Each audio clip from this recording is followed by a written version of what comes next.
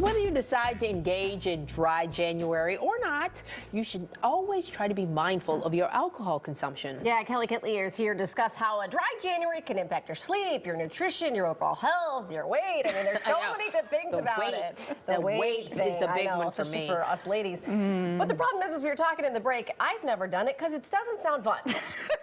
Right? Thank you for being so candid. I think that is oftentimes why people are hesitant. Yeah. What am I going to do? You know, that we rely so much on alcohol in social situations, and especially now where people are feeling bored, we're noticing people are drinking more and they're at home with small kids, and being able to recognize, not that drinking is bad, but, you know, I think oftentimes people sign up for dry January because they've imbibed so much over the holidays, and so they're wanting to give themselves a detox.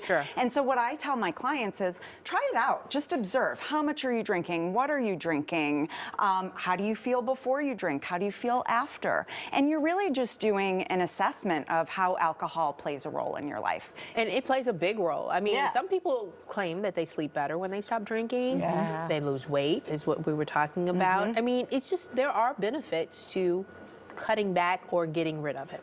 There absolutely are benefits, and I think something that people forget is that alcohol is a depressant, so it really affects our mood. And, you know, it may take the edge off initially, but then it does interrupt sleep, and then it's this trickle-down effect of maybe we're not moving our body as much, or, you know, we're having more conflict in relationships. And so I look at this as a whole health perspective. I mean, the show this morning has been great in looking at all behaviors. You know, let's go eat some crab, but maybe not the whole bowl. Yes, exactly. Moderation. And the same thing for drinking. You know, I haven't had a drink in almost 9 years, and I did dry January almost every year. And it was almost as if I had to prove to myself, well, if I can go without a drink, then I don't have a problem. It was when I started integrating it back into my life that it became habitual, and I recognized it wasn't working for me the way that it used to, which was enjoyable. It came more of like a, oh, I need that glass of wine to take the edge off. Well, and I was going to say that too, because I know a lot of people say they'll go home and have a glass of wine. It helps them sleep better. And I know that that's all a theory, because you're not really sleeping better. Alcohol is being processed in your system, and then you're not getting as much sleep. So what tips do you give them to step into dry January? So, you know, I grew up above my parents' bar in Chicago, and so I love getting together socially and drinking. It's just not, it's a non-alcoholic drink. So the idea of like a glass filling up ice and a seltzer and a splash of cranberry and a lime in a wine glass. I mean, there's something that's fun about holding that in that ritual.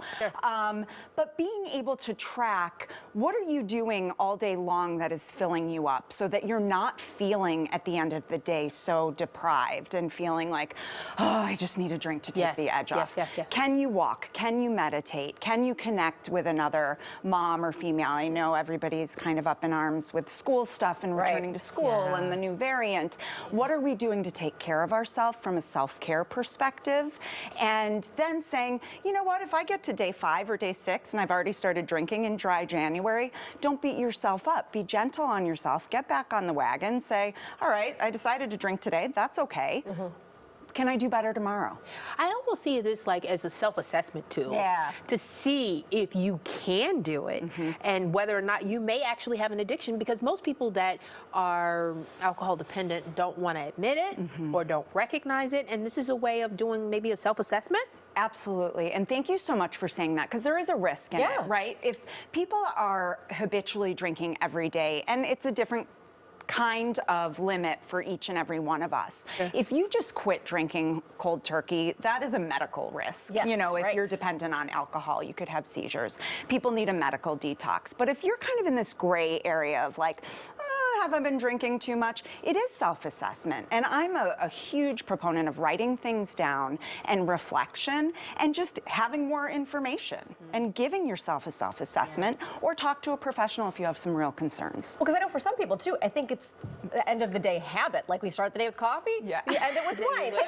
But I mean, so some people are used to pouring that ritual of it, whether or not it's like the alcohol intake that we're looking for of just that ritual. You've got to find ways to break that. Yes, It is a habitual pattern. Yeah. So let's put something else in that glass Right. and see how we feel. Some people come back to me at the end of January and they're like, oh my gosh, I've never felt better. And some people are like, I could not wait till February 1st. So some of us are in between there. Yeah. So what are some of the other things? Like you mentioned, you could either do a glass and make it a non-alcoholic, and then that'll give you a feeling. What are some of the other things you could suggest to people to do other than taking that alcohol? So replacement behaviors are really important. Like you said, having coffee in the morning is a ritual. At the end of the day, if you are inclined to go grab a drink, which when I first started, that was what I felt, Yeah. I got out of the house. It was like the house just felt like this 4 small kids at home. Right, and, right. well, I didn't have many other options, but I put a plan in place that during that time I would get a babysitter Yeah. and I would leave and I'd go to the gym. And I have felt amazing. I was making a different choice. Right. It was harder in the moment because it's so easy to grab a glass of wine. Yeah. Sure. But I recognized the benefits long term were so much better. And I think people need to put in their mindset, it doesn't, just because you're not drinking today and maybe you're not drinking in January, it doesn't mean you don't have to be alcohol free your whole life. It's not an either or, and allow yourself that chance to work up to it. Right? Yes, one day at a time and Right. sometimes 1 hour at a time. Yes, right. I think, and that's probably more the extreme side of it. But I mean, I feel like it's always that yes or no that stops people from doing this. Right. I am or I'm not. Right. And it doesn't have to be that black and white. Yeah. There's a Yeah. gray area. There's Yeah. the gray Kelly, area. Thanks so you. much. We love talking to you Yeah, about always. Happy New Year. Happy New Year. Too.